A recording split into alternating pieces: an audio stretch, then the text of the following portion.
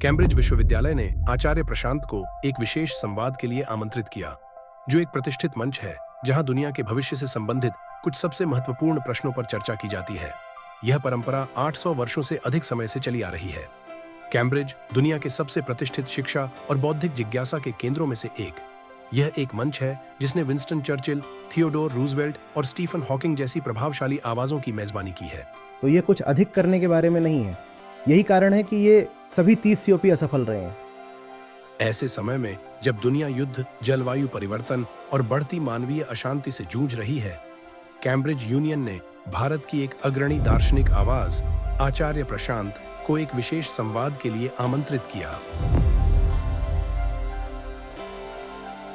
30 मई 2026 को कैम्ब्रिज विश्वविद्यालय में कैम्ब्रिज जज बिजनेस स्कूल के मार्केटिंग के प्रोफेसर, भारतीय व्यवसाय के जवाहरलाल नेहरू प्रोफेसर तथा फैकल्टी के वाइस डीन प्रोफेसर जयदीप प्रभु के साथ एक संवाद में आचार्य प्रशांत ने आज के वैश्विक संकटों के केंद्र में मौजूद एक मूलभूत प्रश्न पर विचार किया। जैसे जैसे मानवता बाहरी रूप से अधिक शक्तिशाली होती जा रही है, क्या हम सबसे महत्वपूर्ण बात की उपेक्षा कर रहे हैं, स्वयं को जानना? हम भाग्यशाली हैं कि हमारे पास कोई ऐसा व्यक्ति है जो न केवल भारत को एक बाजार के रूप में समझते हैं, बल्कि एक अर्थव्यवस्था और एक सभ्यता के रूप में भी समझते हैं और दुनिया के लिए विचारों का स्रोत भी है। प्रोफेसर जयदीप प्रभु कैम्ब्रिज जज बिजनेस स्कूल में भारतीय व्यापार और उद्यम के जवाहरलाल नेहरू प्रोफेसर हैं और centre for India and global business के निदेशक हैं। फ्रूगल इनोवेशन पर उनके अग्रणी कार्य ने वैश्विक दक्षिण की रचनात्मकता को देखने का दुनिया का नजरिया बदल दिया है। अपने विद्वतापूर्ण योगदान से आगे बढ़कर professor Prabhu centre for India and global business के प्रमुख आधार रहे हैं और एक ऐसे अटल मार्गदर्शक भी जिन्होंने वर्ष दर वर्ष इस संवाद और हमारी संस्था का मार्गदर्शन किया है। हम उनके प्रति एक विशाल कर्ज में हैं। कृपया मेरे साथ प्रोफेसर जयदीप प्रभु का स्वागत करने में शामिल हों।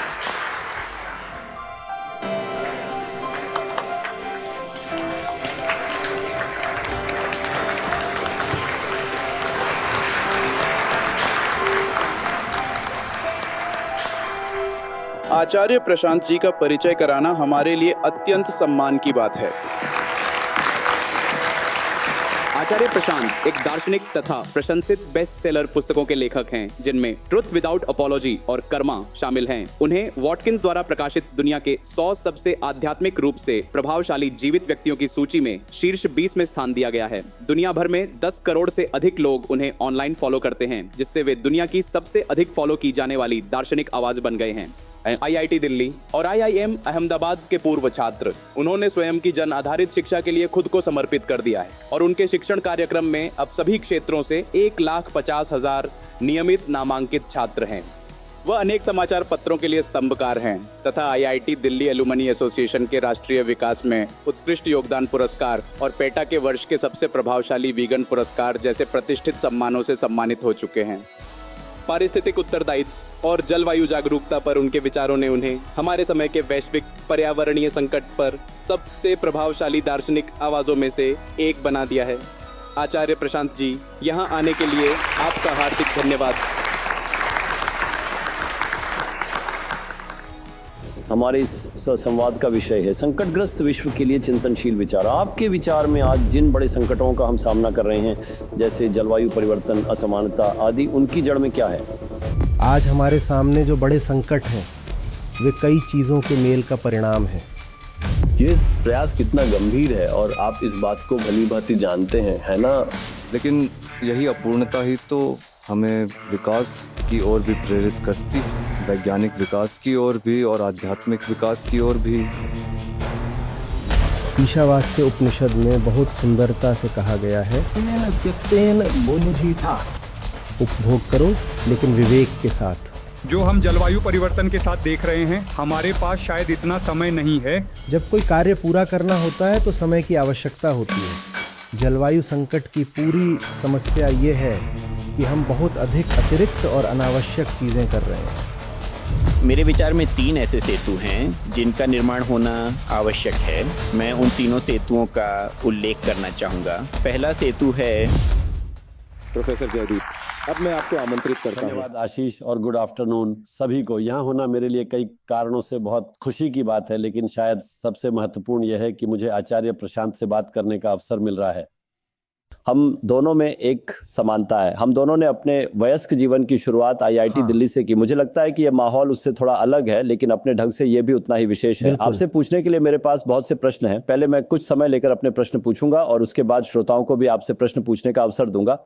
मुझे पता है कि यहाँ उपस्थित बहुत से लोगों के मन में आपके लिए अनेक प्रश्न हैं।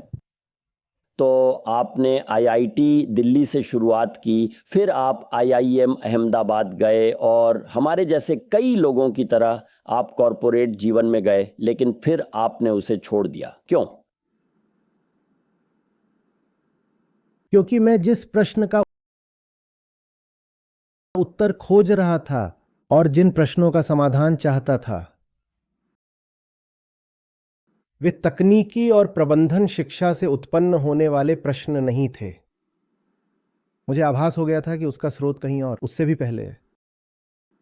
तकनीक और प्रबंधन दोनों ही उपकरण हैं, मनुष्य के हाथों के उपकरण, और उपकरणों का उपयोग किसी उद्देश्य के लिए किया जाता है। उद्देश्य भीतर होता है, उपकरण बाहर होते हैं। मैं देख सकता था कि इन दोनों परिसरों में और अपने यूपीएससी बैच उस कैडर में भी मेरे आसपास बहुत से अत्यंत योग्य और बेहद प्रतिभाशाली लोग थे। वास्तव में उनमें से बहुत से लोग, मैं विनम्रतापूर्वक कहूँगा, मुझसे भी अधिक प्रतिभाशाली थे। इसलिए जहाँ तक उपकरण रखने, उसे और धारदार बनाने या उसका कुशलतापूर्वक उपयोग करने की बात थी, ऐसे लोग मौजूद थे जो यह काम मेरी ही तरह, बल्कि शायद मुझसे भी बेहतर ढंग से कर सकते थे। लेकिन तकनीक या प्रबंधन का उपयोग किस लिए किया जाना था, यही सवाल मुझे परेशान कर रहा था। मनुष्य मूलतः चाहता क्या है? भीतर से उसकी प्यास किस चीज की है? क्योंकि तकनीक का विकास लगातार होता रहा है और तकनीकी तथा आर्थिक दृष्टि से आज हम अपने पूरे इतिहास की तुलना में कहीं अधिक समृद्ध हैं। फिर भी हम लड़ते हैं, फिर भी हमारे भीतर अशांति बनी हुई है, फिर भी मानसिक रोग और तरह तरह की समस्याएं बढ़ती जा रही हैं। भीतर से हम आज भी लगभग वैसे ही हैं जैसे गुफाओं के युग में थे, है ना? जबकि बाहर की दुनिया में इतना कुछ बदल चुका है। इसलिए मैंने अपने जीवन को उस दिशा में समर्पित करने का निर्णय लिया जो शायद कुछ अधिक महत्वपूर्ण थी और जिस पर शायद उतने लोगों का पर्याप्त ध्यान नहीं जा रहा था जितना जाना चाहिए था। तो तब मुझे इतनी भी स्पष्टता नहीं थी। हालांकि आज भी मैं ये दावा नहीं करूंगा कि मेरे पास बहुत स्पष्टता है। उस समय सब कुछ काफ़ी धुंधला था। फिर भी मैंने उस धुंध में अपना रास्ता खोजने की कोशिश की, संघर्ष किया, ठोकरें खाईं। आज भी वही कर रहा हूं। आप बहुत विनम्र हैं। तो क्या ये एक क्षणिक एहसास था या ये क्रमिक प्रक्रिया थी? ये सब धीरे धीरे हुआ और ये प्रक्रिया आज तक जारी है। तो ये प्रश्नों की एक श्रृंखला थी, उसके बाद प्रयोग, उसके बाद अवलोकन, उसके बाद अंतर्दृष्टि, फिर नए प्रयोग। रास्ते में कई मोड़ आए जहाँ से अनेक रास्ते खुलते थे। कभी एक राह चुनी, फिर लगा कि ये सही नहीं है तो दूसरी राह पकड़ ली या वापस लौट आया। ऐसे कई प्रयोग हुए। अब तक सफ़र लंबा रहा है। तो यह एक प्रक्रिया है। ये निश्चित रूप से एक प्रक्रिया है। हमारी चर्चा का विषय है contemplative thought for a world in crisis. Yes.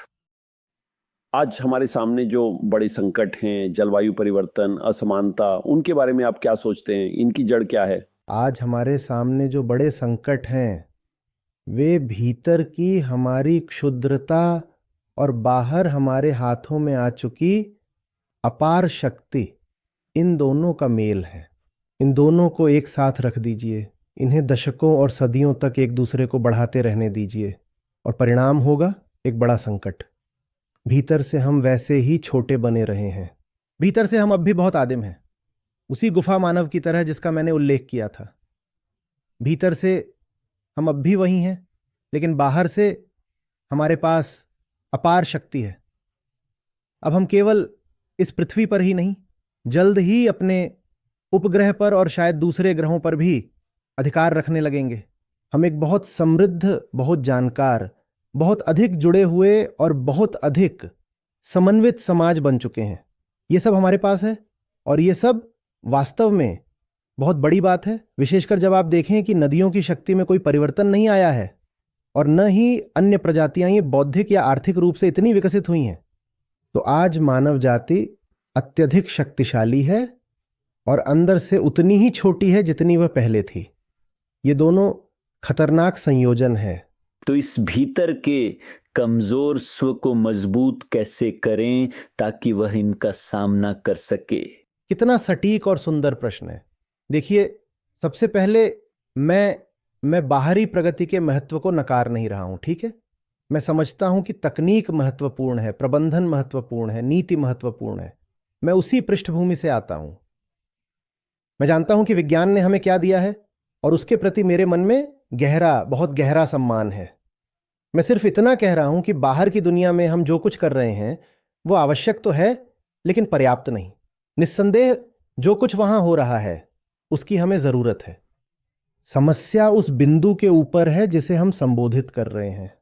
समस्या अंदर है।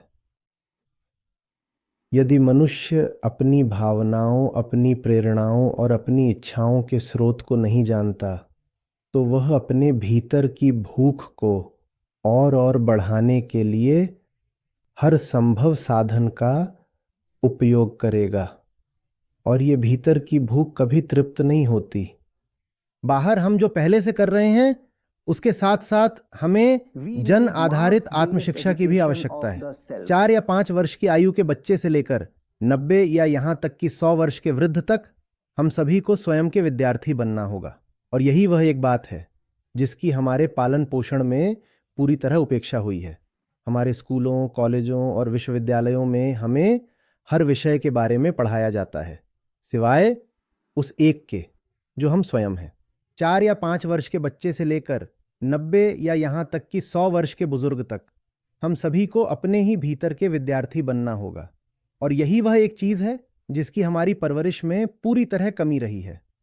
हमारे स्कूलों, कॉलेजों और विश्वविद्यालयों में हमें हर चीज के बारे में पढ़ाया जाता है सिवाय उस एक के जो हम स्वयं हैं।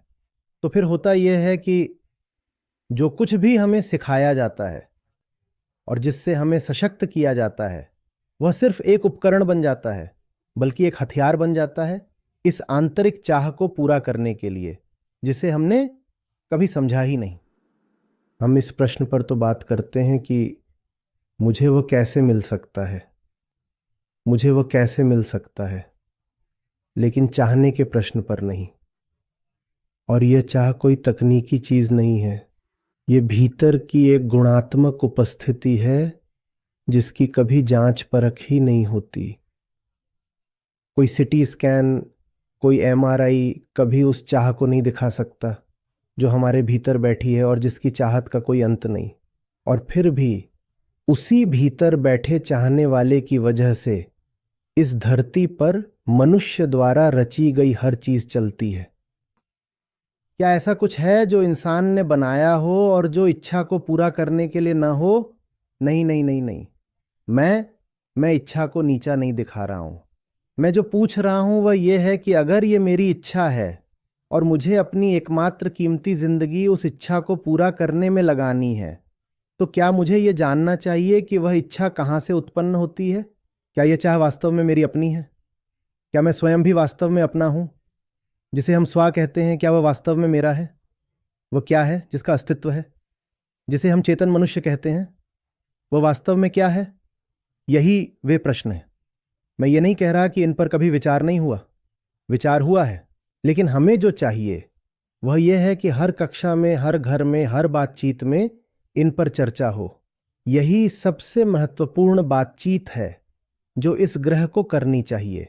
और मुझे पता है कि जैसा कि आपने कहा, आप मानते हैं कि हमें आत्मशिक्षा की आवश्यकता है जो जन आधारित हो। मुझे पता है कि आपने वह किया है और आप वो कर रहे हैं। इसके बारे में थोड़ा बताइए, ये कैसे हो रहा है, आप वहां क्या कर रहे हैं? तो देखिए, क्योंकि नियमित, औपचारिक और आधिकारिक व्यवस्था आत्मशिक्षा को पर्याप्त रूप से संबोधित नहीं करती, इसलिए हम जो कर रहे हैं वह उसी में एक अतिरिक्त प्रयास है ना? तो यह मुख्य रूप से एक नाइट स्कूल है। ये एक ऑनलाइन नाइट स्कूल है, इसलिए हम नियमित सत्र आयोजित करते हैं, महीने के 30 दिन तक नियमित। यहाँ आने से पहले भी मैं आज रात की परीक्षा को अंतिम रूप दे रहा था, और 5 घंटे के समय अंतर को देखते हुए इस समय जब हम यहाँ बात कर रहे हैं, भारत में विद्यार्थी वही परीक्षा दे रहे होंगे। इसलिए हम हर दिन रात 9 बजे मिलते हैं। हम ऑनलाइन मिलते हैं। कुछ लोग प्रत्यक्ष रूप से भी एकत्र होते हैं, लेकिन उनकी संख्या बहुत अधिक नहीं होती। किसी सभागार में अधिकतम 200, 500 या ज़्यादा से ज़्यादा 2000 लोग ही मुझसे एक साथ मिल सकते हैं। बाकी सभी, यानी जिनकी संख्या हमने बताई 1 लाख से भी अधिक, वे सब मुझसे ऑनलाइन जुड़ते हैं। हम जीवन के बारे में बात करते हैं। दार्शनिक कृतियों के संदर्भ में पूर्व की दार्शनिक परंपराओं, विशेषकर भारतीय परंपराओं की बात करें तो हम उपनिषदों, भगवद गीता और संतों की रचनाओं अर्थात भक्ति परंपरा का अध्ययन करते हैं। फिर हम आचार्य नागार्जुन के दर्शन का अध्ययन करते हैं, विशेष रूप से माध्यमक बौद्ध दर्शन और शून्यता सप्ततिका। इसके बाद पूर्व से ही लाओ त्सु की ताओ ते चिंग का अध्ययन करते हैं, और साथ ही पश्चिम की दार्शनिक कृतियों का भी। उदाहरण के लिए अस्तित्ववादी साहित्य, उसकी कहानियां, नाटक और अन्य रचनाएं। हमारे विद्यार्थियों को यह सब बहुत रोचक लगता है, लेकिन यह सब केवल वह आधार है जिस पर खड़े होकर हम जीवन की पूरी संरचना को समझने का प्रयास करते हैं। ये सब वह संदर्भ है जिसके माध्यम से हम स्वयं को समझने की कोशिश करते हैं। तो प्रश्न है, मैं कौन हूं? इसलिए हमारी प्राथमिक रुचि उन ग्रंथों में नहीं है। वास्तव में वे ग्रंथ तो हमारे सामने एक दर्पण रखने के लिए हैं। उनका उद्देश्य हमें वापस स्वयं तक ले आना है। तो अगर आप मुझसे पूछें कि क्या हमारे यहाँ वेदांत, सांख्य या बौद्ध दर्शन के विद्यार्थी हैं? हाँ, हैं, निश्चित ही हैं।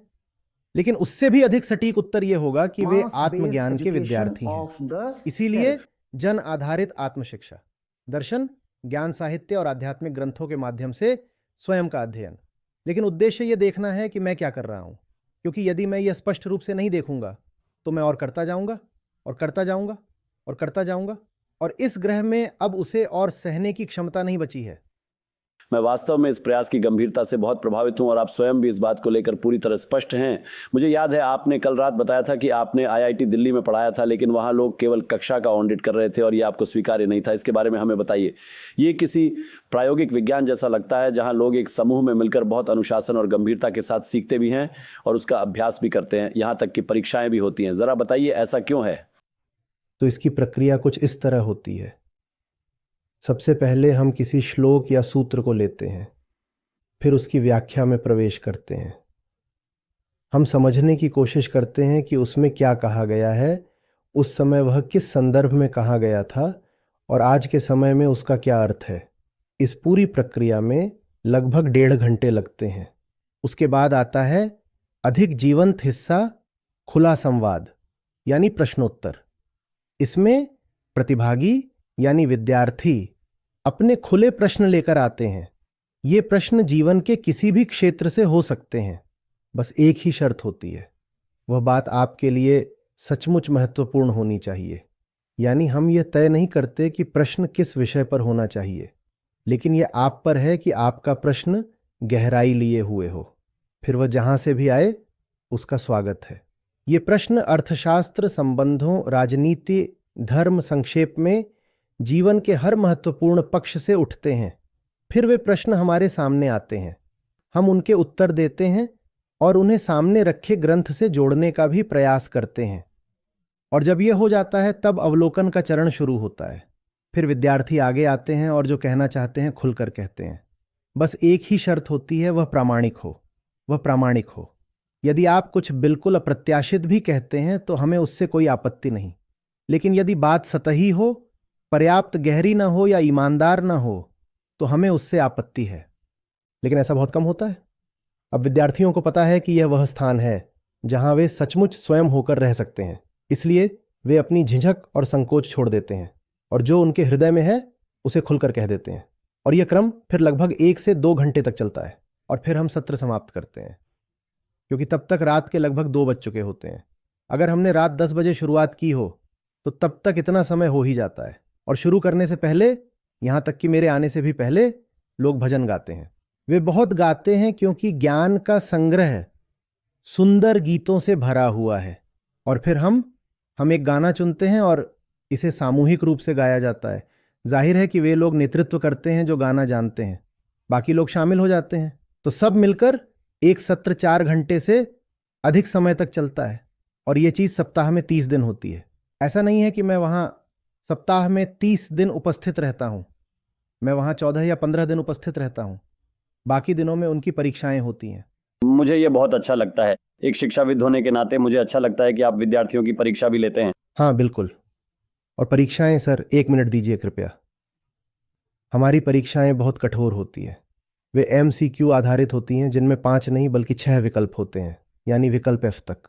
6 विकल्पों में कभी 1 सही हो सकता है, कभी 2, कभी सभी 6 सही हो सकते हैं, और कभी 1 भी सही नहीं होता।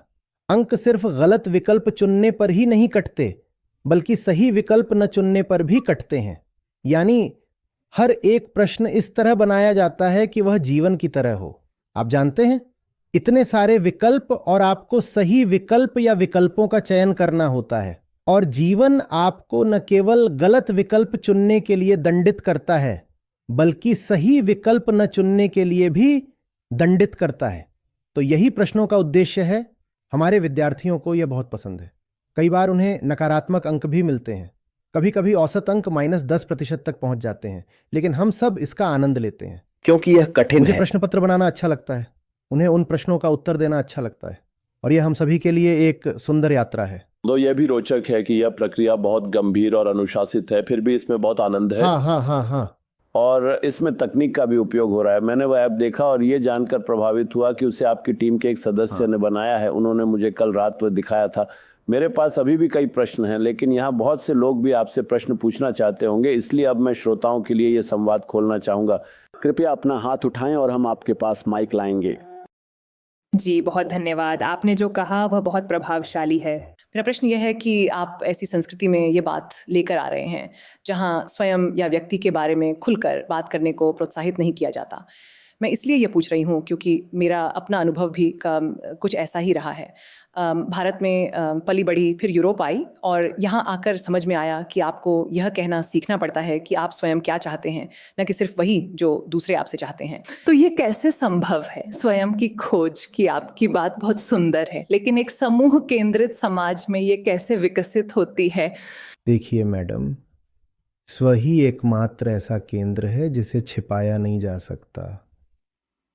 इसलिए अलग अलग संस्कृतियों के पास स्वयं से निपटने, या यूं कहूं स्वयं से जूझने के अपने अपने तरीके होते हैं, क्योंकि स्वयं ऐसी सत्ता है जो आपके समूचे व्यक्तित्व में प्रकट होती है।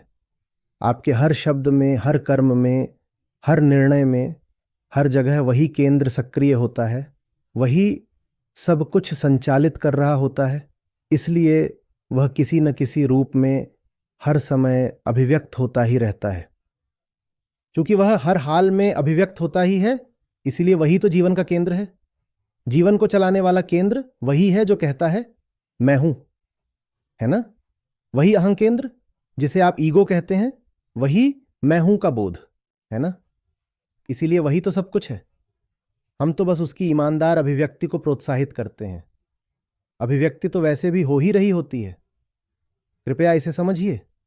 आपने अभी जो कुछ कहा वह भी आपके स्वयं की ही अभिव्यक्ति थी। यह माइक एस्वर के हाथों में एक उपकरण है। तथ्य यह है कि हम यहाँ उपस्थित हैं। हम में से प्रत्येक के द्वारा किया गया एक चुनाव है। जो वस्त्र हम पहन रहे हैं वह भी आत्म द्वारा किया गया एक चुनाव है और आत्म के बारे में कुछ दर्शाता है। तो आत्म हर जगह है। ये इमारत आत्म है। ये इस बात की अभिव्यक्ति है कि हम कौन हैं। हमारी परंपराएं, हमारी शिक्षा व्यवस्था, हमारी संस्कृति जो कभी स्व को अभिव्यक्त होने के लिए प्रोत्साहित करती है और कभी उसे दबाने की कोशिश करती है, ये पूरी संस्कृति भी उसी की रचना है। इसलिए स्व को वास्तव में दबाया नहीं जा सकता। हालांकि स्वदर्पण में न देखने की कोशिश कर सकता है। स्व हर जगह मौजूद है, लेकिन स्व की एक विशेषता यह है कि उसका रुख बाहर की ओर होता है।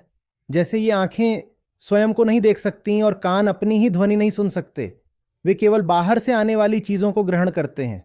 ठीक उसी तरह स्व हर जगह उपस्थित है, लेकिन उसके पास यह चुनाव होता है कि वह अपनी ओर देखना चाहता है या नहीं। हम जो अपने सत्रों में कर रहे हैं, अपने शिक्षा कार्यक्रम में, वह है स्व को एक दर्पण प्रदान करना। स्व को एक दर्पण प्रदान करना। आप सब कुछ देख रहे हैं और जो आप देख रहे हैं वह आपकी अपनी रचना है। चूंकि आप अपने चारों ओर खुद को देखने के इतने शौकीन हैं, तो क्यों ना आप सीधे खुद को देखें। तो हम जो शिक्षा व्यवस्था विकसित करने का प्रयास कर रहे हैं वह केवल दर्पण है, बस एक दर्पण। इसमें कुछ नया जोड़ना नहीं है। ये केवल ईमानदारी की बात है कि आप अपने ही चेहरे को दर्पण में देखें और वास्तविकता का सामना करने के लिए तैयार रहें। और अगर आपको वहाँ कोई मैल या गंदगी दिखाई दे तो बस उसे पोंछकर साफ कर दीजिए, बस इतना ही। शानदार। हमारे पास यहाँ से एक और सवाल है। क्या आप मेरी आवाज़ सुन पा रहे हैं? मैं भारत से अक्षय सावंत हूँ। पिछले 3 वर्षों से आपने जो ज्ञान विचार साझा किए हैं उनसे मुझे बहुत लाभ मिला है। धन्यवाद आचार्य जी। मेरा सवाल है, आपने अपूर्णता के बारे में बहुत बात की है और आप जानते हैं जब से हम पैदा होते हैं हम इस अपूर्णता का अनुभव करते हैं और वास्तव में ये हमारे अंदर का छोटा मैं है। मैं भी आपकी तरह इंजीनियरिंग पृष्ठभूमि से हूँ। तो मेरे प्रश्न का संदर्भ यह है, क्या यह अधूरापन ही हमें विकास की ओर प्रेरित नहीं कर रहा, चाहे वह वैज्ञानिक विकास हो या आध्यात्मिक विकास? क्योंकि हमें हमेशा भीतर एक खालीपन महसूस होता है और हम हर चीज में अधिक से अधिक पाने की इच्छा रखते हैं, लेकिन आध्यात्मिक रूप से भी हम जानते हैं कि कुछ कमी है और यही हमें उस ज्ञान की ओर प्रेरित करता है। तो अगर आप इस पर थोड़ा बात कर सकें। आप बिल्कुल सही हैं, लेकिन ये दो बहुत अलग दिशाएं हैं। धन्यवाद। बहुत बहुत अलग दिशाएं।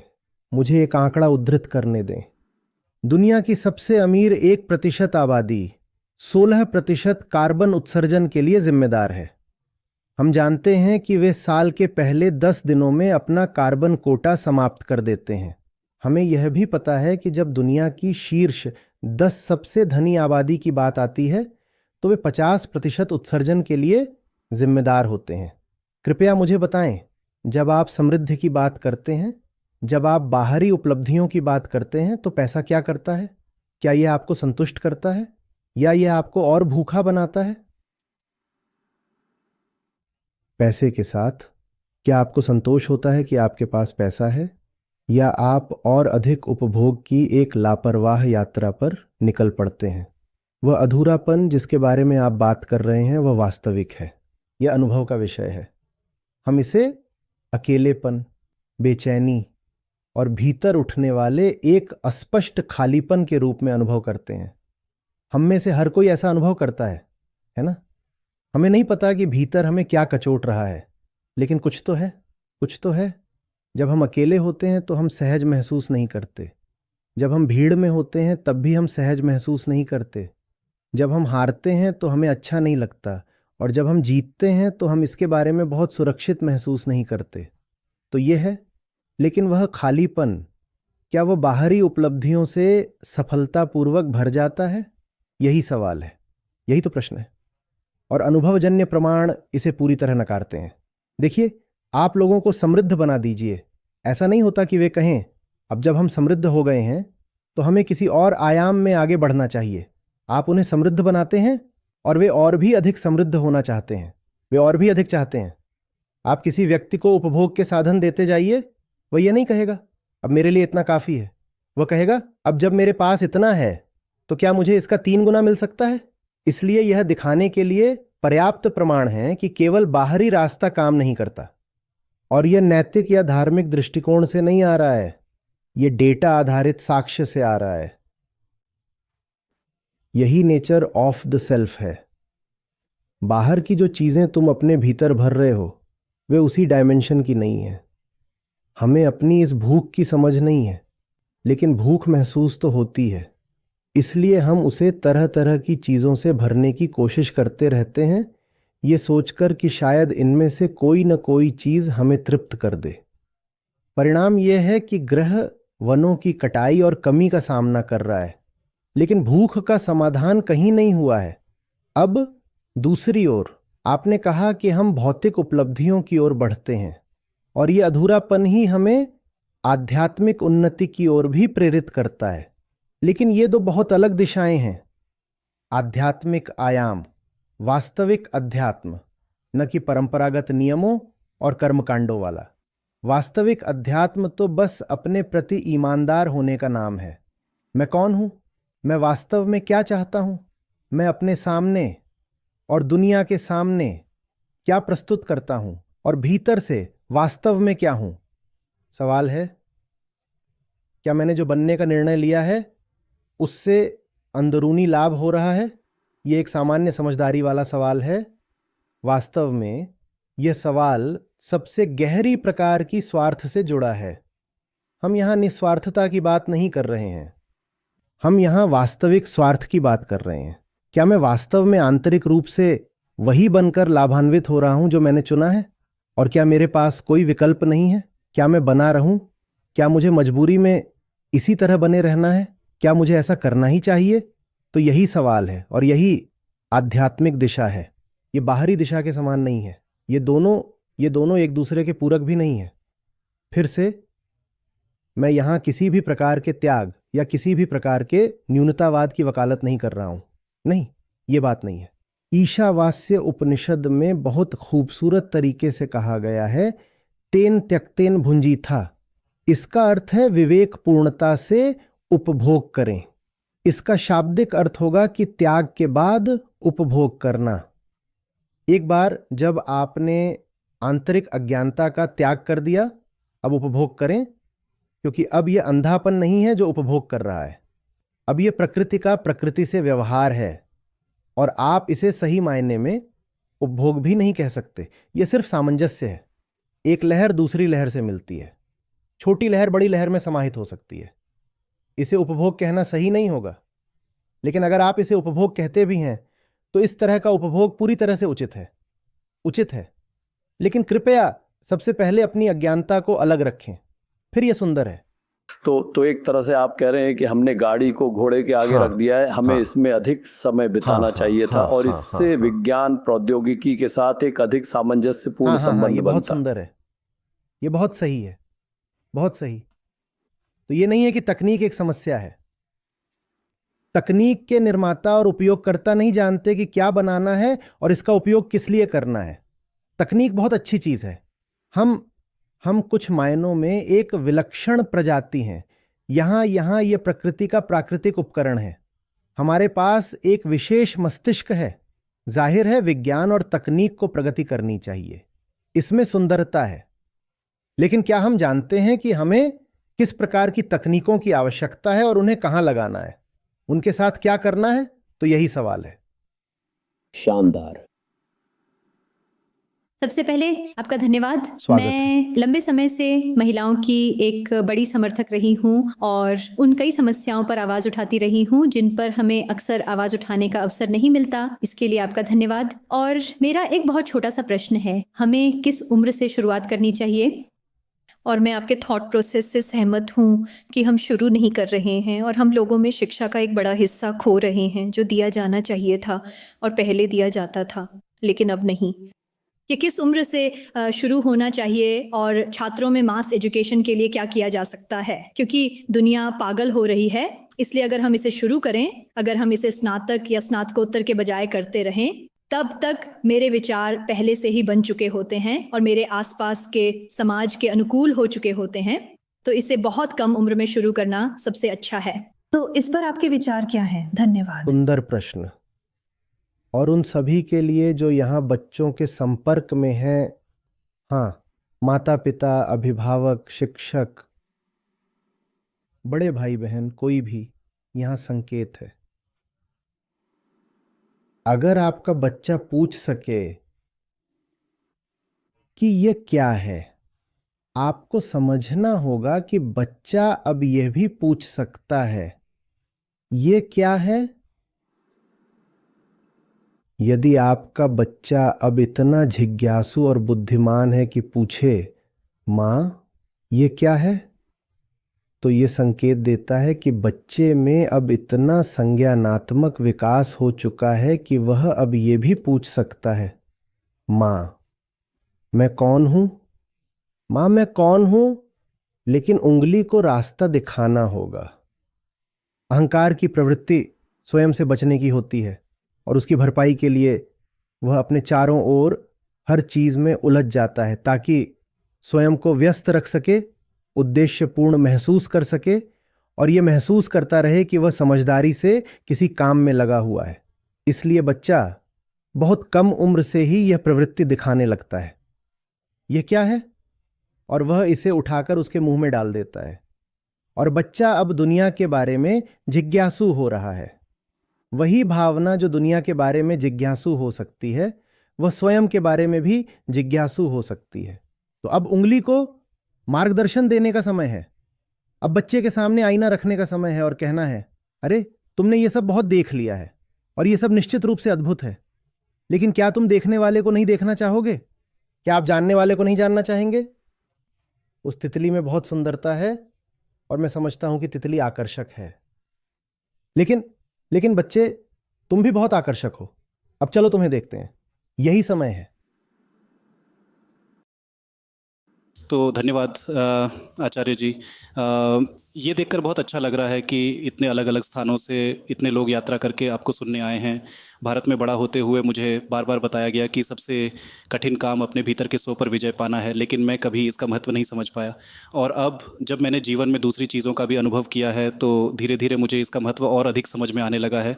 तो जितना अधिक आप इनर सेल्फ पर ध्यान केंद्रित करते हैं उतना ही आप पूंजीवादी दृष्टिकोण और समाज से और उन चीज़ों से जो आप खुद बनाना चाहते हैं अलग होते जाते हैं।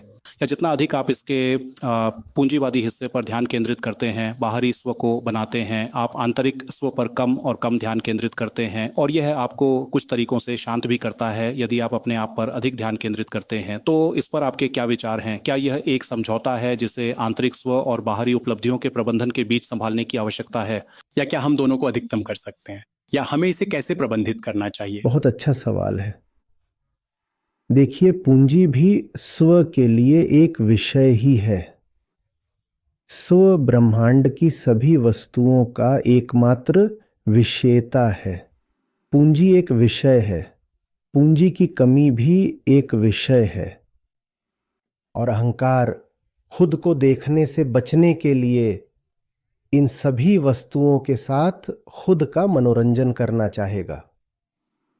जब आप किसी वस्तु को देखते हैं तो उसके प्रति आपका व्यवहार दो तरह का हो सकता है। एक, आप उसे बहुत मूल्यवान समझकर उसके पीछे भागने लगें। दूसरा, आप उसे बुरा मानकर उससे दूर भागने लगें और उसे पूरी तरह छोड़ देना चाहें। आओ इसके खिलाफ आवाज उठाई। पूंजी तो बस पूंजी है। पूंजी एक वस्तु है, पूंजी एक संसाधन है। उसका इस्तेमाल बस समझदारी से करो।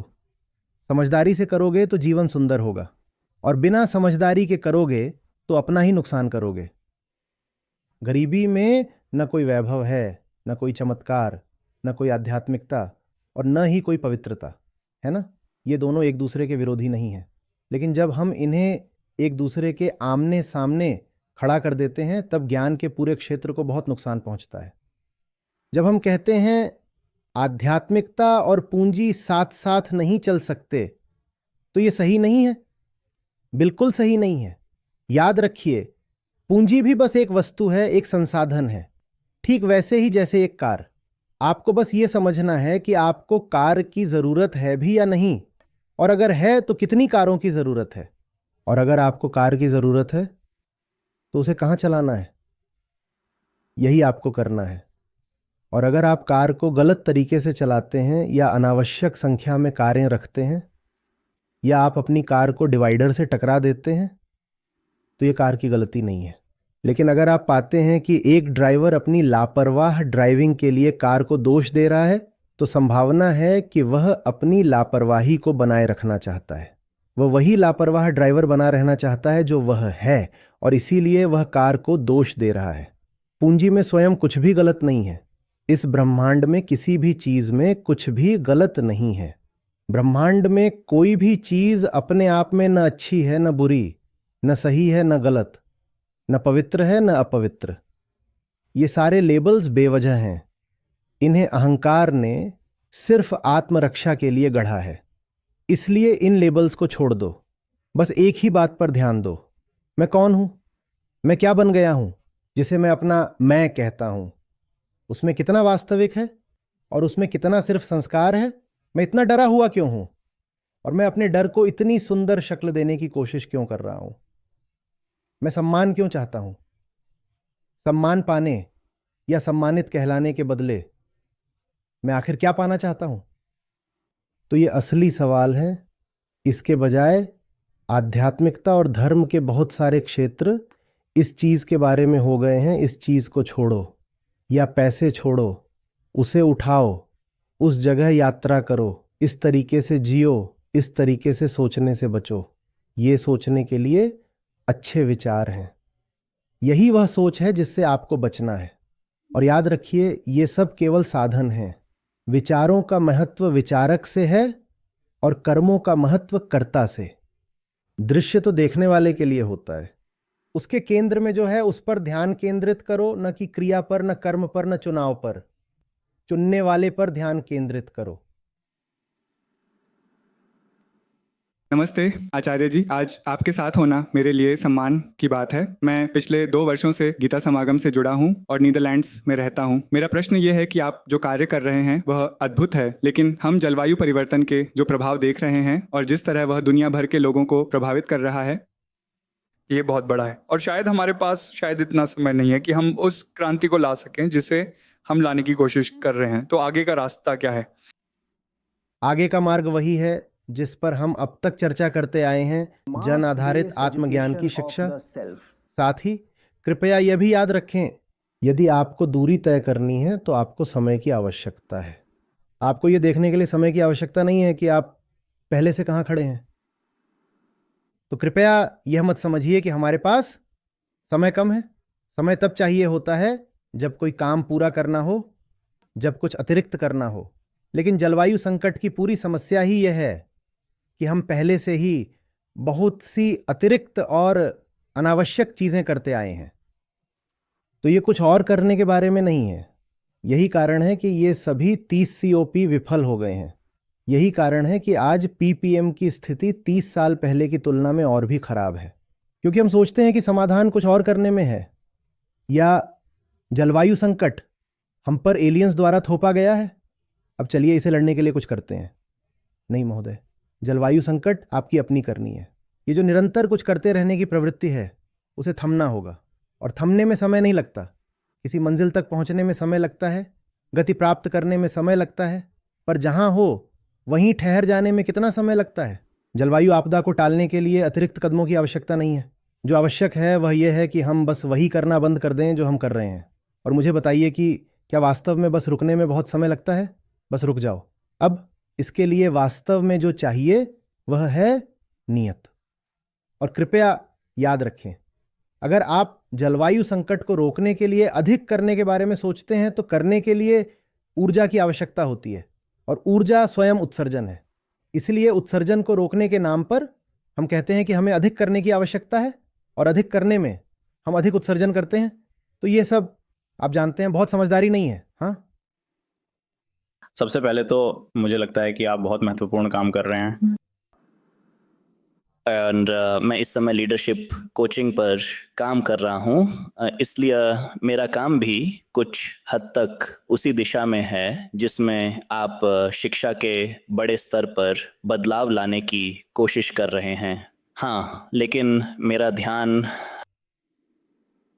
ये ऐसे महत्वपूर्ण लोग हैं जो प्रभावशाली पदों पर हैं, सबसे अहम फैसले लेते हैं और निर्णयों का सबसे अधिक दबाव भी उन्हीं पर होता है। यानी वे ऊपर से पूरे सिस्टम को प्रभावित करते हैं, जबकि आप जड़ों से शुरुआत कर रहे हैं, है ना? उल्टी दिशा में जाते हुए हमें शायद बीच में कहीं मिलना चाहिए। उम्मीद है कि इसे साथ में काम कर सकें। और मेरे विचार में 3 ऐसे सेतु हैं जिनका निर्माण होना आवश्यक है, तो मैं उन तीनों का उल्लेख करना चाहूँगा। पहला सेतु पुरुषत्व और स्त्रीत्व के बीच है, यथार्थ का अनुभव करने, दुनिया में रहने और उसमें अपना योगदान देने के उनके तरीकों के बीच। दूसरा फासला पश्चिमी और पूर्वी दृष्टिकोण के बीच है जो दुनिया को देखने और अनुभव करने का तरीका है। और तीसरा फासला पुरानी राजनीतिक अर्थव्यवस्था के बीच है जो कमी और शक्ति पर आधारित थी, और नई अर्थव्यवस्था, डिजिटल अर्थव्यवस्था और एआई मूल दुनिया के बीच है जहां अधिक प्रचुरता संभव है। और शायद सवाल यह है कि आपके विचार में हम इन पुलों को वर्तमान में जिस तरह से बना रहे हैं उससे अधिक ठोस तरीके से कैसे बनाना शुरू कर सकते हैं? ये एक बहुत व्यापक प्रश्न है जो पुरुषत्व को स्त्रीत्व से, पुराने को नए से, पश्चिमी को पूर्वी से जोड़ता है। मैं एक आसान से सवाल से इसका जवाब देना चाहूंगा। ये कौन है जो पुल पार करेगा, और पार करते समय क्या यह वास्तव में बदलने का इरादा रखता है? मैं इस पुल के इस तरफ वही व्यक्ति रह सकता हूं जैसा मैं उस पार जाने पर रहूंगा। तो क्या वास्तव में नियत है? और बिना उस नियत के कुछ भी नहीं हो सकता, बिल्कुल भी नहीं। ये पुल सभी बहुत उपयोगी हो सकते हैं, लेकिन इससे भी अधिक महत्वपूर्ण है आंतरिक ईमानदारी का तथ्य। क्या मैं वास्तव में बदलने का इरादा रखता हूं? अन्यथा मैं सभी प्रकार की बौद्धिक, तकनीकी और आध्यात्मिक प्रथाओं को लागू कर सकता हूं और शब्दजाल का उपयोग कर सकता हूं, और फिर भी मैं वहीं रहूंगा जो मैं रहा हूं। आपको पता है, हम जेवंस पैराडॉक्स के बारे में जानते हैं, है ना?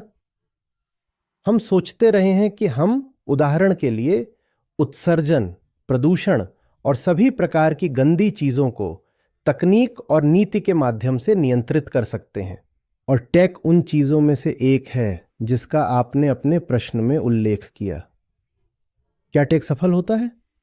150 साल से भी पहले जेवंस ने क्या पता लगाया कि जैसे ही यूके में स्टीम इंजन अधिक कुशल हो गए, कोयले की खपत केवल बढ़ गई।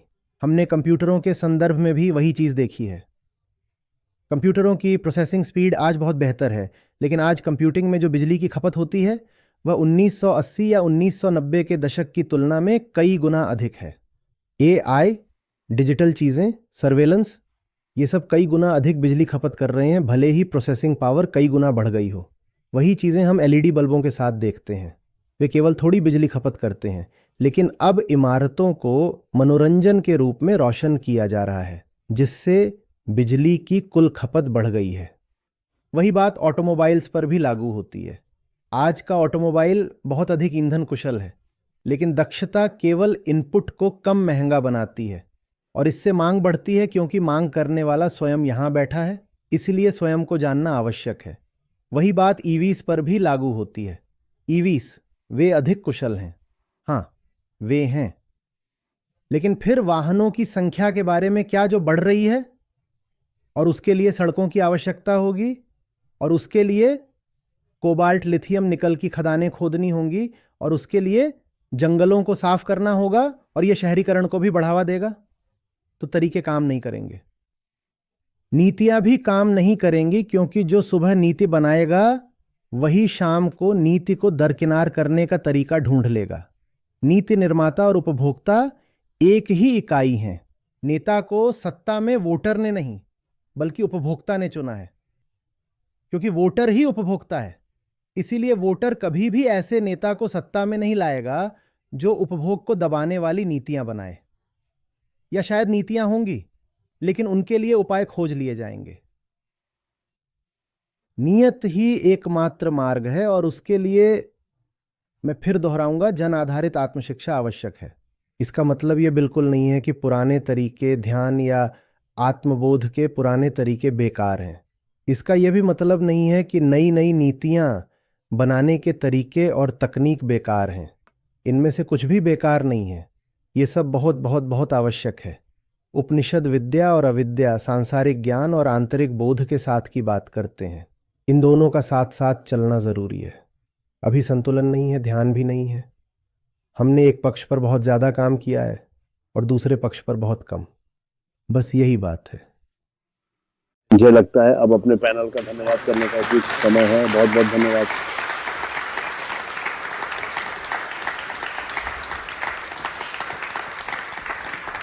हमें सही संतुलन समझाने में आपकी मदद के लिए धन्यवाद। सिर्फ इस बातचीत में ही नहीं बल्कि हर जगह बहुत अच्छी और सहज बातचीत धन्यवाद। रही। इसके लिए आपका बहुत बहुत धन्यवाद। धन्यवाद प्रोफेसर प्रभु। इस अनुभव को हम सभी के लिए वास्तव में यादगार बनाने के लिए धन्यवाद। और आचार्य जी धन्यवाद, सच में धन्यवाद। इस कमरे में हम में से अधिकांश के लिए पिछला घंटा सिर्फ एक सत्र नहीं था, यह एक ठहराव था। शोर से हटकर उन गहरे सवालों को पूछने का एक दुर्लभ क्षण था जिन्हें हम टाल रहे थे। आपकी स्पष्टता, आपकी ईमानदारी और जो कहा जाना चाहिए उसे नरम न करने की आपकी दृढ़ता, यही वह है जो इस पीढ़ी को सुनने की आवश्यकता है। और इस पीढ़ी को विद्या और अविद्या के बीच संतुलन बनाना चाहिए। जैसा कि आपने सही कहा, हम आपके समय, आपकी उपस्थिति और जिस भावना के साथ आपने आज बात की उसके लिए गहराई से आभारी हैं। धन्यवाद आचार्य जी। धन्यवाद। और अब मैं अनुरोध करूंगा श्री सुयश भट्ट, ग्लोबल एजुकेशन लैब के संस्थापक और हमारे मार्गदर्शक, और श्री अखिल गुप्ता से जो ICICI बैंक यूके से हैं, आगे आकर प्रोफेसर प्रभु और आचार्य जी को सम्मानित करें।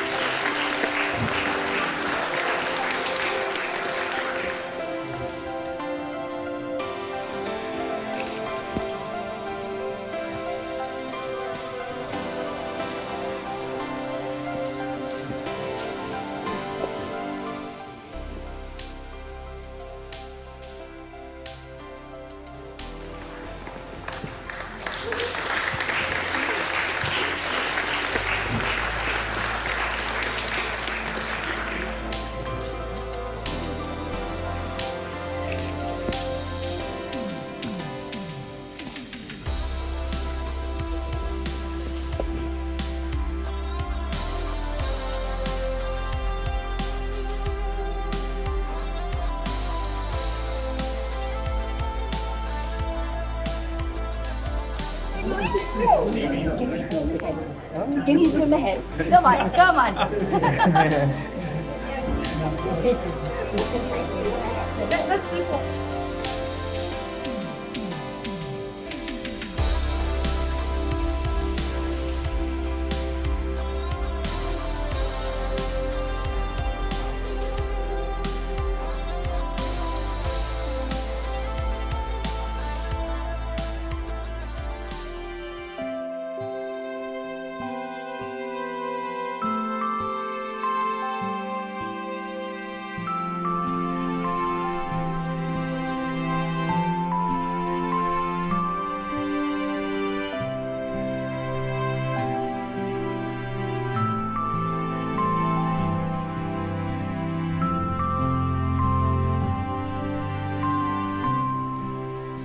कैम्ब्रिज यूनियन उन चर्चाओं का साक्षी रहा है जिन्होंने साम्राज्यों को आकार दिया, युद्धों का अंत किया और समाजों की पुनर्कल्पना की।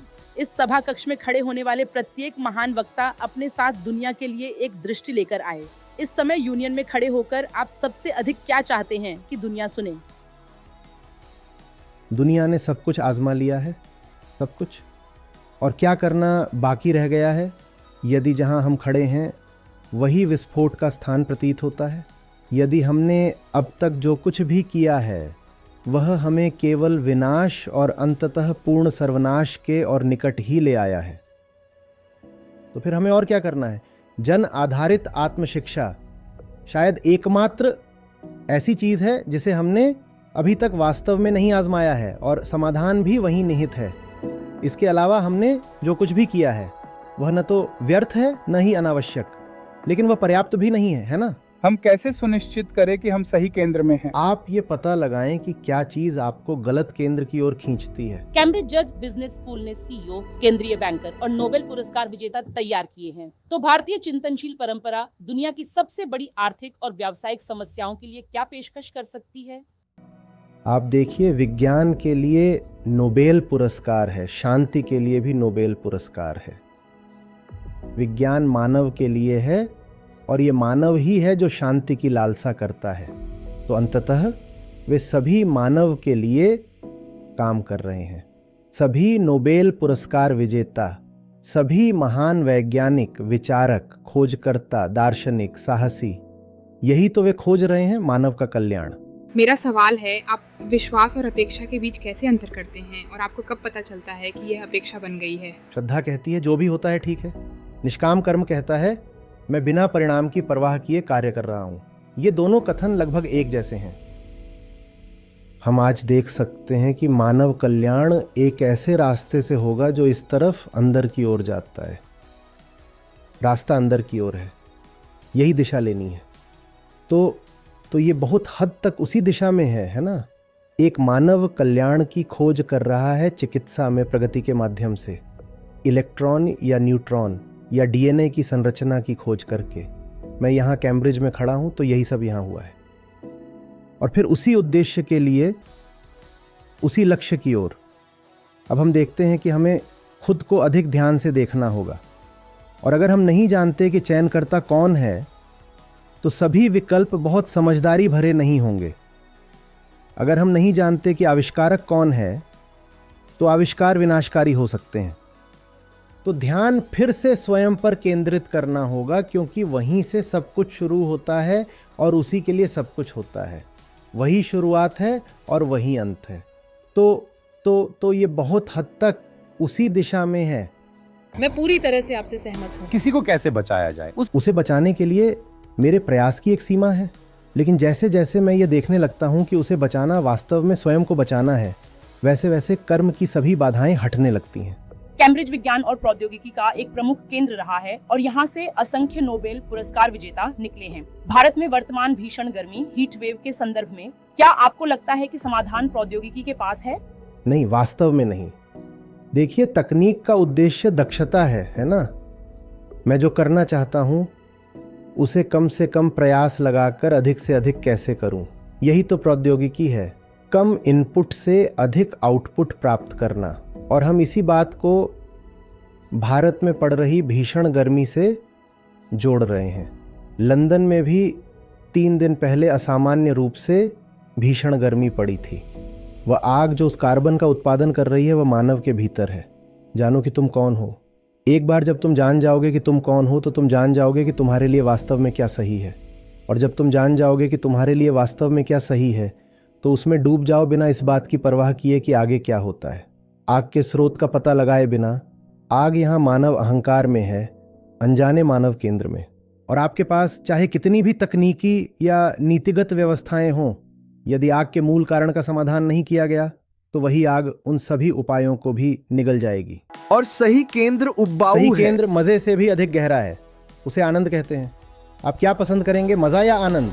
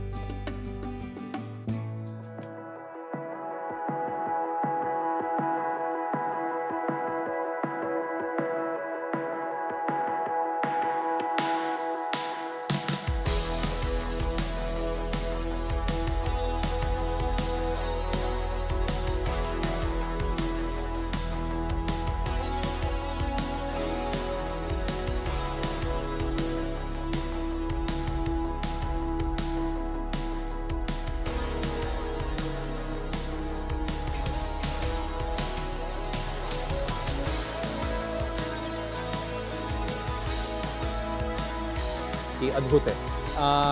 तो मूल रूप से इसे कॉर्पस क्रिस्टी क्लॉक कहा जाता है। इसका उद्घाटन सर स्टीफन हॉकिंग्स ने किया था।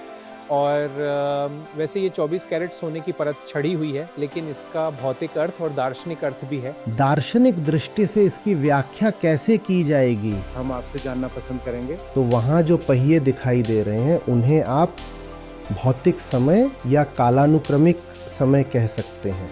और जो कीड़ा दिखाई दे रहा है वह अहंकार का प्रतिनिधित्व करता है, वही कीड़ा अहंकार का प्रतीक है। तो वह कीड़ा ही कालक्रमिक घटना में विकृतियां उत्पन्न करता है। तो यहाँ जो विकृत होता है वह है मनोवैज्ञानिक समय। जब अहंकार ब्रह्मांड से मिलता है, ये कभी भी सही तरीके से ब्रह्मांड को नहीं देखता, ये मेरे ब्रह्मांड को देखता है, मेरा ब्रह्मांड। और मेरा ब्रह्मांड कभी वास्तविक नहीं होता, मेरा ब्रह्मांड हमेशा अहंकार का प्रक्षेपण होता है।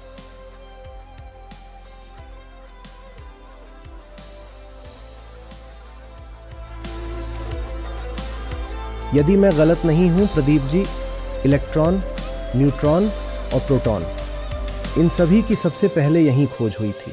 इस खोज ने केवल भौतिकी को ही नहीं बल्कि भाषा को भी बदल दिया। उदाहरण के लिए परमाणु, इसका मतलब होता था शाब्दिक रूप से अटूट और अविभाज्य। जब इलेक्ट्रॉन आया, परमाणु विभाजित हो गया।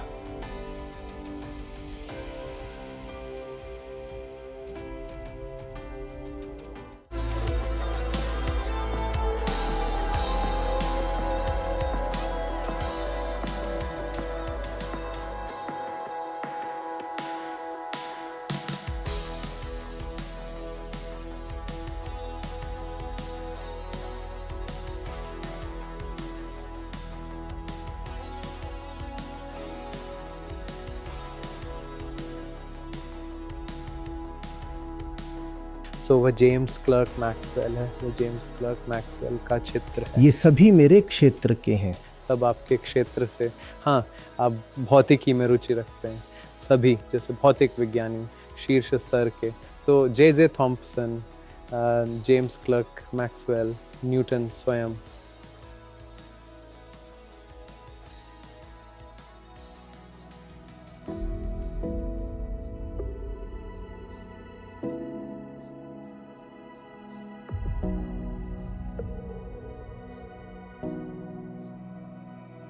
तो ऊपर जो इमारत दिखाई दे रही है वह रेन लाइब्रेरी है। वहीं न्यूटन और रामानुजन के लेखन सुरक्षित रखे गए हैं, जैसे सबसे पुराना संभव पाठ, तो आपने कहा एल्केमी पाठ, तो वे सभी पाठ जैसे वहाँ हैं। और निश्चित रूप से प्रिंसिपिया मैथमेटिका की प्रति भी वहाँ है, ओम, लेकिन उसके ठीक नीचे वह गलियारा, वहीं न्यूटन ने खुद ध्वनि की गति की खोज की थी। तो उन्होंने पहले सूत्र निकाला, लेकिन बाद में इसे प्रयोगात्मक रूप से सत्यापित किया गया। मुझे लगता है कि वहाँ 15% की त्रुटि भी थी, लेकिन वहीं सत्यापन हुआ। तो आप देख सकते हैं जैसे वहाँ कुर्सियाँ और मेज़ें हैं और लोग सचमुच परीक्षा से पहले पढ़ाई कर रहे हैं, लेकिन यहीं पर ध्वनि की गति मापने के लिए प्रयोगात्मक सेटअप लगाया गया था। ये है गोनविल और कीस, इसे सीनेट हाउस कहा जाता है। ये वह जगह है जहाँ सभी समारोह होते हैं, जैसे कि प्रोफेसरशिप, फेलोशिप, पीएचडी और हमारी डिग्रियां भी यहाँ दी जाती हैं। तो ये है सीनेट हाउस, सबसे पुराना सीनेट।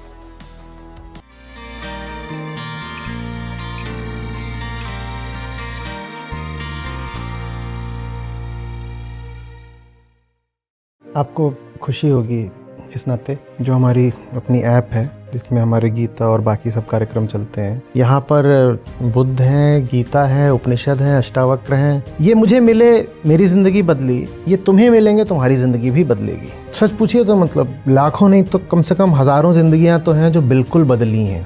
2 लाख से अधिक गीता प्रतिभागियों के साथ जुड़े आचार्य प्रशांत ऐप पर पहला महीना बिल्कुल फ्री गीता मिशन का पूरा एक्सेस। ऐप पर आपको मिलेंगे नियमित लाइव सत्र, हर दिन आचार्य प्रशांत के विशेष संवाद, गीता कम्युनिटी का एक्सेस, गीता परीक्षा, चयनित समाचार ऑडियो बुक्स, कोट्स और भी बहुत कुछ।